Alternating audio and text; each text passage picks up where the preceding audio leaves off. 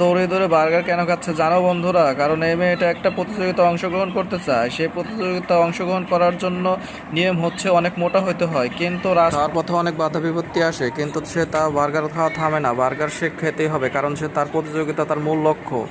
এই প্রতিযোগিতা অংশগ্রহণ করার জন্য সে নদী পার হয়ে বার্গার খায়। একবার নদী লাফিয়ে পার হয়, আবার নদী ড্রোন দিয়ে পার হতে হয়। এখন সে ড্রোন দিয়ে নদী পার হবে।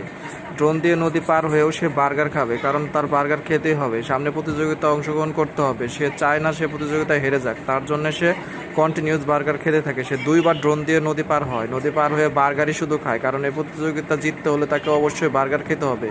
বার্গার ছাড়া কোনো উপায় নাই। বার্গার খেতে খেতে সে লাস্ট মুহূর্তে চলে আসে প্রতিযোগিতায়। এই প্রতিযোগিতার মূল লক্ষ্য হচ্ছে পিছন দিয়ে ধাক্কা দেওয়া। পিছন দিয়ে ধাক্কা দেওয়ার ফলে যে পড়ে যাবে সে হেরে যাবে, আর যে পড়বে না সে জিতে যাবে। এইভাবে প্রতিযোগিতায় সে জিতে যায়।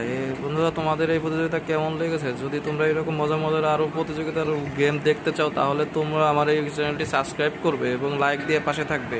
তাই তোমরা মজার মজার আরও অনেক সুন্দর সুন্দর গেম দেখতে পাবে।